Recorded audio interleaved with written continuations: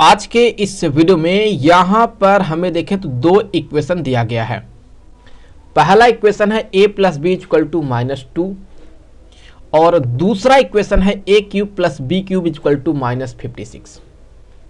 हमें क्या करना है, हमें इन दोनों इक्वेशन को सॉल्व करना है और सॉल्व करके जो है यहां पर हमें a और b का वैल्यू निकालना है। तो चलिए मान लेते हैं कि यहां पर हो गया इक्वेशन नंबर 1 और ये मान लेते हैं ये हो गया यहां इक्वेशन नंबर 2।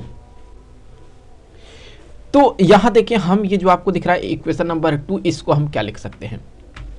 तो चूंकि हमें पता है कि a cube plus B cube किसके इक्वल होता है, बेसिकली हमें पता है कि a cube plus B cube होता है a प्लस बी इंटू यहां पर ये होता है a square plus B square minus A B equal to -56।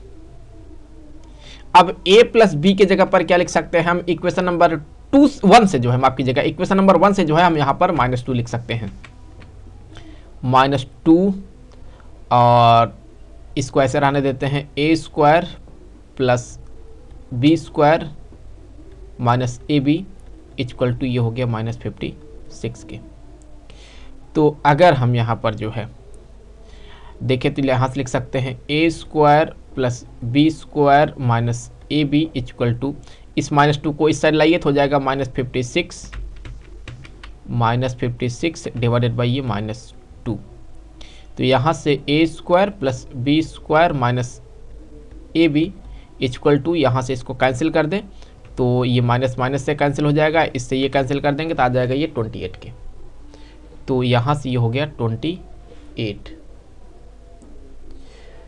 अब देखिए हम क्या करेंगे, हम यहाँ जो है लेफ्ट हैंड साइड में 2ab को सब्ट्रैक्ट करेंगे और 2ab को ऐड करेंगे तो क्या मिलेगा, यहाँ से a square plus B square plus 2ab और फिर यहाँ हो जाएगा ये -2ab और फिर यहाँ पर ये जो है यहाँ पर -ab इसको लिखेंगे और ये इक्वल टू हो गया 28 के।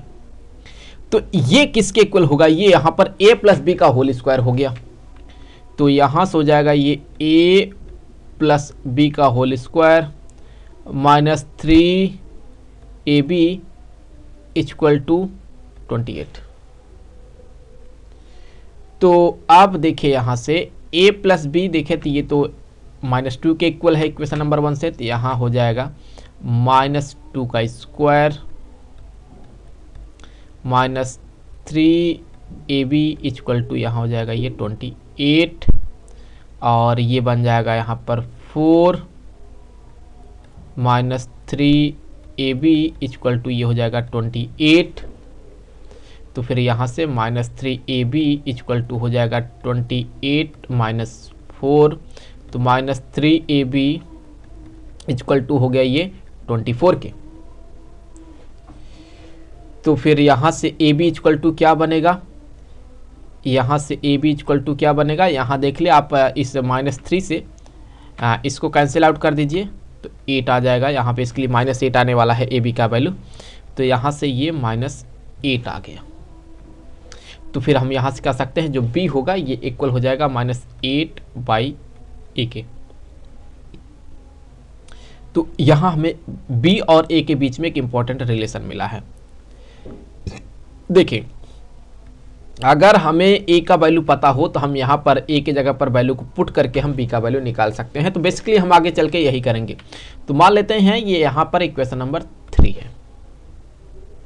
अब देखिए इक्वेशन नंबर 1 में क्या था, सो इक्वेशन 1 जो है वो क्या है, वो है यहाँ पर आप देखें, यहाँ पर ये है a प्लस बी किसके इक्वल है, यहाँ पर -2 के। तो a प्लस बी ये इक्वल है यहाँ पर -2 के।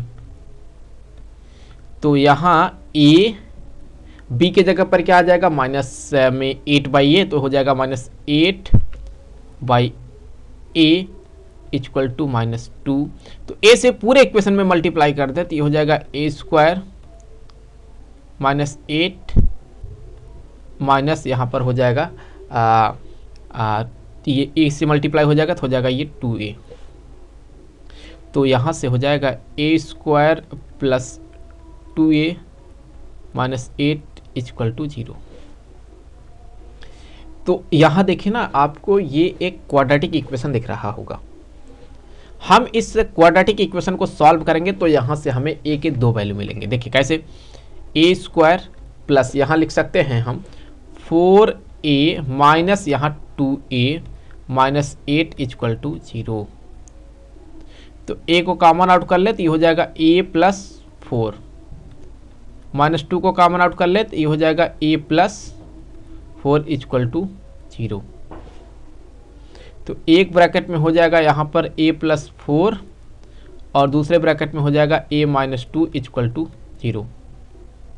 तो हम ये कह सकते हैं कि a प्लस 4 ये इक्वल हो गया 0 के, तो a इक्वल टू हो जाएगा यहाँ पर माइनस 4 के, a इक्वल टू माइनस 4 के।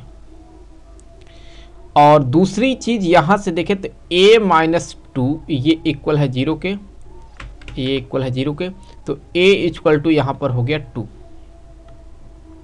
तो a का वैल्यू यहां से 2 आ गया। तो यहां से क्लियर है कि a के 2 वैल्यू मिले हमें, -4 और 2। तो अगर a के 2 वैल्यू है तो b के भी 2 वैल्यू होंगे। तो कैसे पता करेंगे, तो उसके लिए हम 2 अलग अलग केस बना लेते हैं। सो केस 1 में हम ये देखेंगे कि अगर a इक्वल टू -4 है तो b किसके इक्वल होगा।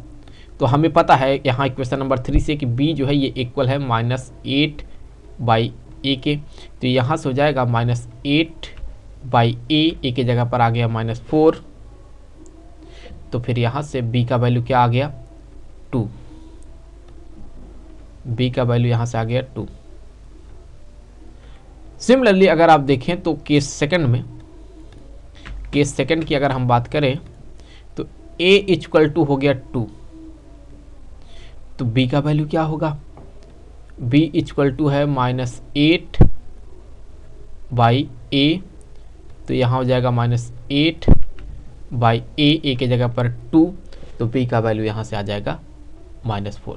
सो b इक्वल टू हो जाएगा -4।